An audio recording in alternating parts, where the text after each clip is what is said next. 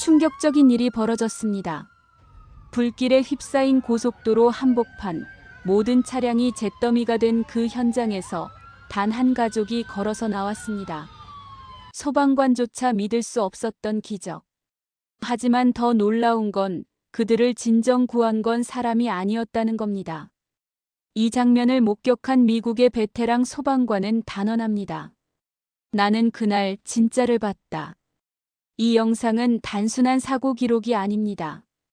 편견을 깨고 생명을 지킨 기술의 진실. 지금부터 그 숨겨진 이야기를 공개합니다. 딱 1초만요. 구독과 좋아요는 영상 제작에 큰 힘이 됩니다. 안녕하세요. 저는 잭 하워드입니다. 미국 캘리포니아 샌디에이고에서 소방관으로 일해온 지 벌써 25년이 넘었어요. 불과 싸우는 일은 제 삶의 일부였고, 사람을 구하는 일은 더 이상 직업이 아니라 존재의 이유가 되었죠.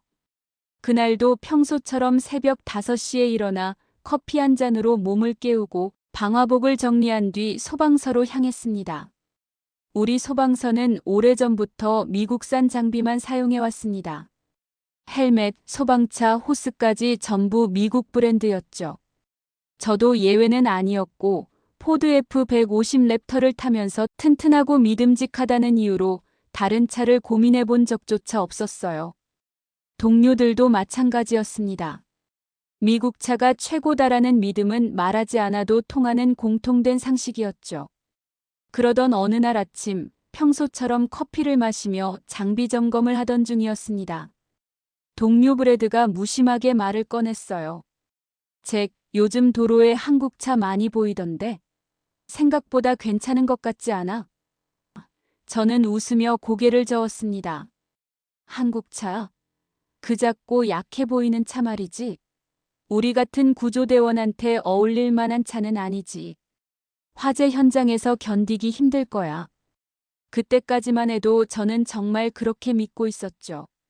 그런데 지금 생각해보면 그 짧은 대화가 모든 변화의 시작이었어요. 그날 오후 점심 교대를 마치고 사무실에 앉아 서류를 정리하고 있었습니다. 창밖 햇살이 따뜻하게 내리쬐던 그 순간 평소보다 조용하고 느긋한 하루가 되리라 생각했죠. 하지만 무전기에서 갑자기 흘러나온 목소리가 모든 예감을 뒤집어 놓았어요. 전 유닛 응답 요청. 고속도로 25번 구간에서 다중 차량 충돌 발생. 화재 동반.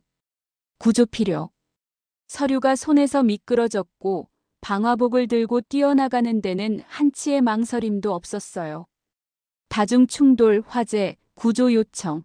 이 세 가지가 함께 들린다는 건 결코 가벼운 상황이 아니라는 걸 우리는 너무 잘 알고 있었거든요. 출동 사이렌이 울리고 엔진이 고동치는 소리에 맞춰 구조 차량은 고속도로를 향해 달렸습니다. 동료 브래드는 말없이 조수석에 앉아 있었고 저는 도로 위로 시선을 고정한 채 머릿속으로 시나리오를 그리고 있었죠. 차량 몇 대나 관련된 거야? 적어도 5대 이상 불길도 꽤 번졌대. 말을 듣는 순간 등에 땀이 차오르는 걸 느꼈어요. 연기 기둥이 멀리서부터 보이기 시작했을 때 머릿속은 이미 비상 모드로 전환되고 있었죠. 벨트를 단단히 조이고 헬멧을 눌렀으며 손에는 장갑을 끼우고 있었습니다. 그리고 현장에 도착한 순간 저는 그 자리에서 잠시 멈춰 설 수밖에 없었습니다. 눈앞에 펼쳐진 광경은 말 그대로 아비규환이었어요. 불길이 하늘로 치솟고 차량 몇 대는 이미 형체를 알아볼 수 없을 정도로 녹아 있었거든요. 그 순간 저는 직감했습니다. 이 사고는 단순한 화재 사고가 아니라는 걸요. 시야를 가릴 만큼 진한 연기가 흩날리고 있었고 우리 팀은 방화 헬멧과 호흡기를 착용한 채 불길 속으로 나아갔습니다. 처음 마주한 차량은 앞부분이 완전히 녹아 있었고 내부는 검게 타버려 생명이 남아있을 가능성은 전혀 없어 보였어요. 두 번째 차량도 다르지 않았습니다.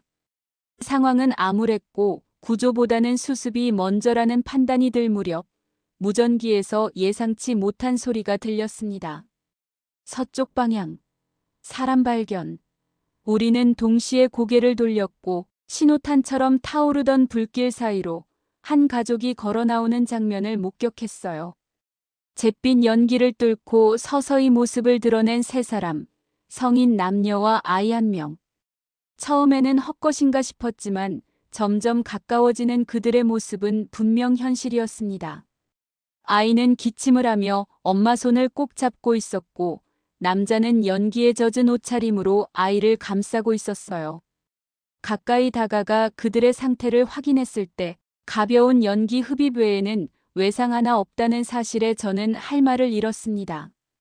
저 차 안에 계셨던 겁니까? 라는 제 질문에 남자는 고개를 끄덕이며 말했죠. 아이가 예민해서 평소에도 안전에 유독 신경 썼거든요. 차량 주위에 불을 정리해 주셔서 나올 수 있었습니다. 정말 고맙습니다. 그 말을 듣는 순간 머릿속에 여러 장면이 스쳐 지나갔습니다. 아이가 그런 상태였는데도 저 불길을 뚫고 나왔다는 사실이 쉽게 믿기지 않았어요. 구조팀이 가족을 안전지대로 옮기는 동안 저는 그들이 나왔던 차량 쪽으로 천천히 다가갔습니다. 외관은 화염에 크게 훼손돼 있었지만 놀랍게도 차체는 찌그러지지 않고 형태를 유지하고 있었어요. 차가 스스로 살 길을 열어준 것처럼 느껴졌습니다. 브래드가 조심스럽게 제게 다가와 말했어요. 잭, 방금 가족이 얘기했는데 그 차 한국 차래. 저는 한 걸음도 움직이지 못한 채 그 말을 되새겼습니다. 지금까지 제가 가지고 있던 생각들과 너무 다른 장면이 제 눈앞에서 방금 막 벌어진 겁니다. 현장을 떠나지 못한 채 저는 구조를 마친 그 차량 주변을 맴돌고 있었어요. 도저히 머릿속에서 지워지지 않았거든요. 뭔가 다른 점이 분명히 있었죠. 다른 차량들은 모두 구조가 무너졌거나 문이 휘어진 채였는데 그 차만은 놀라울 정도로 안정된 형태를 유지하고 있었어요. 그리고 그 안에서 아이가 무사히 나왔다는 사실이 계속 마음에 걸렸습니다. 저는 조심스럽게 차량 내부를 다시 살펴봤고 눈에 띈 건 헤드레스트와 좌석 구조였어요. 보통 차량 사고 시 충격이 집중되는 지점인데 그 부분이 유독 탄탄하게 고정되어 있었고 좌석 뒤쪽엔 특수한 패턴의 절연 재질이 덧대어져 있었죠. 처음 보는 재질이었고 마치 고온으로부터 탑승자를 막아주는 보호막 같았어요. 동료 중 기계 구조를 잘 아는 맥스에게 물어봤죠. 이거 무슨 소재인지 아나? 맥스는 한참을 들여다보더니 말했어요. 이건 열차단용 복합 소재야. 우리 소방복 안감에도 일부 쓰이긴 하는데 이 정도 두께로 차에 적용한 건 처음 본다. 그 말에 저는 등줄기를 따라 전율이 흘렀어요. 이건 우연이 아니라 누군가가 치밀하게 설계한 결과라는 걸 처음으로 실감했죠. 그 순간 머릿속에서 생각이 바뀌기 시작했습니다. 이건 기술의 우연이 아니라 사람을 살리기 위한 의도가 담긴 구조였다고요. 그날 밤 저는 평소보다 늦게 소방서에 복귀했고 아무 말 없이 차에 앉아 잠시 창밖을 바라봤습니다. 처음으로 차라는 존재를 단순한 이동수단이 아닌 생명을 담는 공간으로 느끼게 된 날이었어요. 며칠이 지나도 그 차량은 머릿속에서 사라지지 않았어요. 출동을 마치고 복귀해도 서류를 정리하다가도 무심코 도로를 달리다가도 그때 봤던 그 장면이 떠올랐죠. 특히 아이의 얼굴, 작지만 또렷한 눈빛이 자꾸만 떠올랐습니다. 대체 무슨 이유로 저 아이만 살아남을 수 있었을까? 저는 퇴근 후 혼자 정비 창고로 향했습니다. 예전 사고 기록들을 뒤져보기 시작했죠. 유사한 상황에서 어떤 차량이 어떤 결과를 낳았는지 비교해 보려고요. 시간이 지날수록 저는 점점 확신을 갖게 됐어요. 이건 단순한 튼튼함이 아니었어요. 이 차는 분명 사람을 살리기 위해 만들어진 구조를 갖고 있었던 겁니다. 어느 날 동료 브래드가 다가와 말했어요. 잭, 그날 있었던 그 가족 기억하지? 그들이 다시 연락했대. 감사 인사 전하고 싶다고. 저는 잠시 망설이다가 고개를 끄덕였어요. 사실 나도 그들이 궁금했거든요. 며칠 후 우리는 근처 카페에서 다시 만났습니다. 아이는 놀랍도록 밝은 얼굴이었고 부모는 조심스럽게 이야기를 꺼냈어요. 차를 고를 때 안전성이 가장 높은 모델을 찾았어요. 한국차 중에서도 특별히 추천받은 모델이었죠. 그 상황을 겪고 나니 같은 선택을 다시 해도 후회 없을 거란 확신이 들었어요. 저는 고개를 끄덕이며 마음속에서 또 하나의 점을 연결했어요. 그날의 구조, 차량의 흔적, 그리고 이 가족의 선택. 퍼즐이 하나씩 맞춰지는 느낌이었죠. 이제 그저 궁금한 걸 넘어서 이 차를 만든 사람들의 철학이 알고 싶어졌습니다. 그날 이후 저는 마음을 굳혔어요. 이건 그냥 좋은 차, 나쁜 차의 문제가 아니었죠. 어떻게든 살아남게 하겠다는 누군가의 의지가 차체 곳곳에 녹아 있다는 걸 느꼈거든요. 저는 인터넷을 뒤져가며 관련 기사를 모으기 시작했습니다. 그리고 얼마 지나지 않아 놀라운 정보를 발견했죠. 그 차를 만든 팀 중 한 명이 몇 년 전 인터뷰에서 이런 말을 남겼더라고요. 우리는 언제나 최악의 시나리오를 가정하며 설계합니다. 우리는 어떤 상황에서도 누군가는 반드시 생존할 수 있어야 한다고 믿습니다. 그 문장을 보는 순간 저는 전율을 느꼈어요. 마치 그 말이 그날의 구조 장면을 예견이라도 한 듯 가슴을 파고들었죠. 이건 우연이 아니었어요. 저는 당장 이메일을 써서 그 회사의 기술 지원 부서에 질문을 남겼습니다. 사고 당시의 차량 구조와 내부 보호 설계에 대해 궁금하다고요. 그리고 며칠 뒤 믿기지 않는 답장이 도착했어요. 하워드 소방관님, 관심을 가져주셔서 감사합니다. 당시 구조된 가족에게서 이야기 전해 들었습니다. 시간이 괜찮으시다면 직접 저희 기술연구소에 방문하셔서 내부 설계와 구조 철학을 함께 보시는 건 어떨까요? 이메일을 읽으며 저는 처음으로 제 눈앞에 새로운 문이 열리고 있다는 걸 느꼈어요. 불길을 지나 구조한 가족에서 시작된 의문, 그리고 마침내 기술의 진심에 닿을 수 있는 실마리까지. 저는 직감했죠. 이 여정은 단순한 궁금증 해소가 아니라 제 삶 전체의 관점을 바꾸는 전환점이 될 거라는 걸요. 기술연구소를 방문하기로 한 날, 저는 아침부터 묘한 긴장감에 휩싸였어요. 구조대원으로 일하며 수많은 현장을 경험했지만 오늘처럼 가슴이 두근거렸던 적은 별로 없었죠. 제 복장을 본 아내 로라는 조심스럽게 물었습니다. 그곳에 가면 어떤 대답을 듣고 싶어? 저는 잠시 고민하다 대답했어요. 사람을 살리겠다는 마음이 진짜 기술이 될 수 있다는 걸 확인하고 싶어. 그렇게 도착한 연구소는 생각보다 소박했어요. 반짝이는 유리 외벽이나 대형 로고 대신 정문 앞엔 생존 중심 설계라는 문구가 조용히 적혀 있었죠. 저를 맞아준 연구원은 한국계 미국인 엔지니어였고 제 이름을 듣자 환하게 웃으며 손을 내밀었습니다.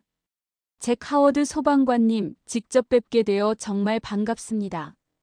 실은 저희 팀에서도 그날의 사고 영상을 여러 차례 공유하며 연구했어요. 저는 그 말을 듣는 순간 잠시 멈춰 섰습니다. 제가 구조했던 한 장면이 책상 위의 데이터로 변해 누군가의 손끝에서 더 나은 생존 설계로 이어지고 있다는 사실이 낯설면서도 가슴 깊숙이 전해졌죠. 연구원은 저를 조용한 실험실로 안내했고 그곳엔 실제 사고 차량 구조와 유사하게 설계된 테스트 모델이 놓여 있었어요. 그는 차량 도어 프레임을 가리키며 설명을 시작했습니다.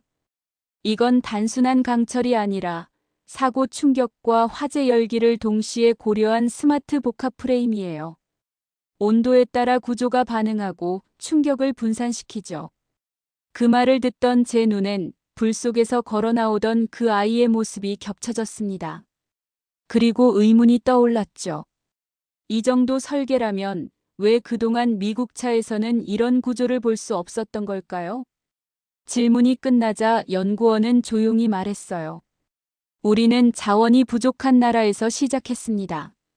그래서 더 오래, 더 안전하게, 무엇보다 사람을 먼저 생각하는 설계를 고민했죠. 효율보다 생존을 우선하는 철학이 한국 기술의 시작점이었으니까요. 그 말에 저는 더 이상 말을 잇지 못했어요. 기술이 단지 기술이 아닌 이유. 그건 출발점에서부터 사람이었기 때문이었습니다. 마치 철이 아니라 마음으로 만든 구조를 보는 듯한 기분이었어요. 그 순간 저는 알았습니다. 내가 오늘 이곳에 온 이유는 단지 기술을 확인하러 온 게 아니었다는 걸. 제 오랜 신념과 자부심을 뒤흔드는 질문 하나를 던지기 위해서였다는 걸요. 과연 내가 믿어온 것들이 정말 사람을 위한 것이었을까? 연구소를 나온 후에도 머릿속은 정리되지 않았습니다. 그날 사고 장면이 자꾸 떠오르며 저는 무언가에 이끌리듯 당시 영상을 다시 찾아보기로 했어요. 영상을 재생하는 내내 손끝이 떨렸습니다. 잿빛 연기, 번지는 불길, 그리고 그 사이를 걸어 나오는 가족의 실루엣. 그 장면을 수십 번은 봤을 텐데 오늘따라 이상하리만치 숨이 막혔어요. 그리고 그 아래 달린 댓글 하나가 제 눈을 사로잡았습니다. 그날 영상 속의 불길에 갇힌 차 안, 그게 우리 가족이었어요. 유리창에 손을 대고 버티던 그 순간, 구조대가 오기 전까지는 정말 단 몇 분도 견디기 힘들었어요. 짧은 글이었지만 그 안엔 수많은 감정이 담겨 있었습니다. 고마움, 안도, 그리고 어쩌면 조금의 원망까지. 저는 그 한 문장을 몇 번이나 다시 읽었어요. 그 몇 분이 늦었다면 어땠을까? 그럼에도 살아서 이렇게 말을 전할 수 있다는 것. 그 사실이 가슴을 먹먹하게 했습니다. 그 순간 불 속에서 꺼내지 못한 수많은 얼굴이 떠올랐습니다. 아이, 어른, 그리고 이름조차 끝내 알 수 없었던 이들까지. 구조라는 이름으로 버텨왔던 지난 시간이 무너지는 듯 했어요. 화재 현장에 늦게 도착했을 때 울부짖던 가족의 눈빛, 조용히 무너져 내리던 동료의 어깨, 그 모든 장면들이 한꺼번에 밀려왔습니다. 내가 했던 모든 선택이 과연 최선이었을까? 우리가 당연하게 여겼던 기준들, 미국 브랜드, 전통, 관습. 그것들이 정말 사람을 살리는 데 도움이 되었던 걸까? 그때 마침 라디오에서 뉴스가 흘러나왔습니다. 최근 미국 고속도로 안전청 조사에 따르면 전 세계 차량 화재 생존율 1위는 한국 브랜드 차량으로 나타났습니다. 그 말을 들은 순간 저는 브레이크를 밟은 채 멍하니 창밖을 바라봤습니다. 수치가 아니라 사람이 떠올랐어요. 통계의 숫자 속에 누군가의 아이가 살아있었고 누군가의 아내가 무사했으며 누군가의 아버지가 집으로 돌아갔다는 뜻이었습니다. 그날 저는 처음으로 기술의 기준이 바뀌어야 한다는 걸 체감했어요.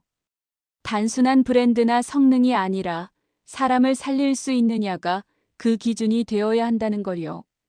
구조대원으로서의 제 직분은 변하지 않겠지만 이제는 그 너머를 보고 싶었습니다. 기술이 생명을 지킬 수 있다는 진실, 그리고 그 진실을 누구보다 조용히 실천하고 있는 나라 한국. 저는 마음속 깊이 외쳤습니다. 이제라도 늦지 않았다. 내가 할 수 있는 걸 하자. 이건 구조대원 잭 하워드가 아닌 인간 잭 하워드의 결심이었습니다. 며칠 후 저는 샌디에이고 시청에서 열린 차량 안전 관련 간담회에 참석하게 됐습니다. 다양한 브랜드의 관계자들과 교통국, 구조당국 관계자들이 한자리에 모인 자리였죠. 평소 같았으면 제 발표 시간엔 평이한 구조 사례나 장비 개선안을 이야기했겠지만 이번엔 달랐습니다. 마이크를 잡은 제 손끝이 차가웠고 가슴은 거칠게 뛰고 있었어요. 저는 구조대원입니다. 불 속에서 사람을 꺼내는 일을 합니다. 그런데 최근에야 알게 됐습니다. 어떤 차는 구조대원이 도착하기 전에도 사람을 지켜주더군요. 잠시 정적이 흘렀습니다. 저는 조심스럽게 말을 이었습니다. 우리는 너무 오랫동안 브랜드의 역사를, 성능을, 마케팅을 안전의 기준으로 삼아왔습니다. 하지만 실제 생존율, 설계 철학, 사람 중심의 기술 그걸 본 순간 제 생각이 바뀌었습니다. 뒤편에서는 일부 관계자들이 수군거리기 시작했고 한 청중은 손을 들고 물었습니다. 하워드 씨, 지금 말씀하신 게 혹시 특정 국가 제품을 홍보하는 겁니까? 저는 단호하게 고개를 저었습니다. 아니요, 그저 사실을 말하는 겁니다. 그날 제가 구조했던 가족은 한국차를 타고 있었습니다. 그 차량은 화염 속에서도 형태를 유지했고 탑승자는 자력으로 걸어 나올 수 있었습니다. 그런 결과는 우연이 아닙니다. 제 말이 끝났을 때 일부 청중은 박수를 보냈고 다른 일부는 여전히 고개를 갸웃거렸습니다. 하지만 그 순간 저는 확신했어요. 누군가는 마음속에 작은 의문을 품었을 겁니다. 정말 안전한 차란 뭘까? 그리고 바로 그 질문이 변화의 시작이라는 걸 저는 누구보다 잘 알고 있었죠. 간담회 이후 익명의 이메일이 제게 도착했습니다. 당신은 구조대원이 아니라 선동가처럼 들렸습니다. 기술은 숫자로 증명하는 것이지 감정으로 포장하는 게 아닙니다. 짧은 문장이었지만 그 안에는 날카로운 비난과 무시가 담겨 있었죠. 처음엔 흘려보내려 했지만 마음 한편이 서늘해졌습니다. 설마 내 진심이 왜곡된 걸까? 며칠 후 소방서 내부 게시판에도 제 발표와 관련된 익명글이 올라왔습니다. 잭, 요즘 어디서 한국차 전도사 노릇하고 다닌다더라. 저는 한동안 게시판 앞을 떠나지 못했습니다. 손끝은 파르르 떨렸고 심장은 서서히 굳어지는 느낌이었어요. 동료 몇몇은 말은 없었지만 미묘한 거리감이 느껴졌습니다. 그날 밤 집으로 돌아와 조용히 앉아있던 저에게 아내가 따뜻한 차 한 잔을 건넸습니다. 당신 후회하고 있어? 저는 대답 대신 고개를 저었죠. 아니, 후회는 아니야. 그냥 외롭긴 하네. 그 말에 로라는 제 손을 꼭 잡아주며 말했어요. 진짜를 본 사람이 침묵하면 세상은 가짜가 기준이 돼. 당신은 진실을 본 사람이잖아. 그 순간 눈시울이 뜨거워졌습니다. 저는 다시 한번 확신했어요. 내가 본 건 단순한 차가 아니었습니다. 사람을 위한 기술, 생명을 우선한 철학, 그리고 묵묵히 그것을 지켜낸 한국의 기준이었죠. 다음 날 아침 다시 구조대 복장을 입으며 저는 속으로 되뇌었습니다. 비난은 견디면 그만이지만 진실은 누군가 반드시 말해야 한다. 일주일 뒤 지역방송국에서 인터뷰 요청이 들어왔습니다. 구조대원이 본 생명을 지킨 차에 대한 생방송 프로그램이었죠. 저는 망설임 끝에 출연을 수락했고 방송 당일 스튜디오에 섰을 때 수많은 조명이 제 얼굴을 비추고 있었습니다. 진행자는 마지막 질문에서 이렇게 말했습니다. 하워드 씨, 당신이 직접 구조한 차량이 한국산이라는 점 많은 사람에게 놀라움을 안겼습니다. 당신은 지금도 그 차를 믿습니까? 저는 깊게 숨을 들이쉬고 답했습니다. 네, 믿고 있습니다. 단순히 브랜드를 믿는 것이 아닙니다. 그 차를 만든 사람들의 철학을, 그들이 쏟아낸 시간과 책임을 믿습니다.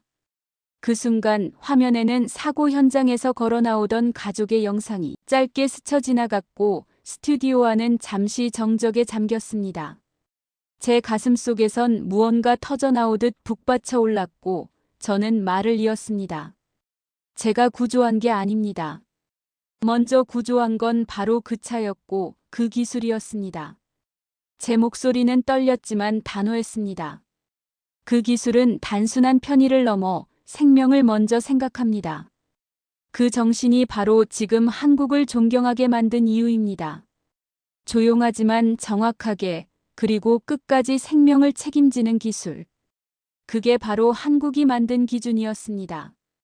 방송이 끝난 후 SNS에는 수천 개의 댓글이 쏟아졌고 이제는 차를 고를 때 브랜드보다 신념을 보겠다는 글들이 이어졌습니다. 저는 그날 밤 구조복을 벗은 채 거울 앞에 서서 처음으로 제 자신에게 말했습니다. 잭 잘했다.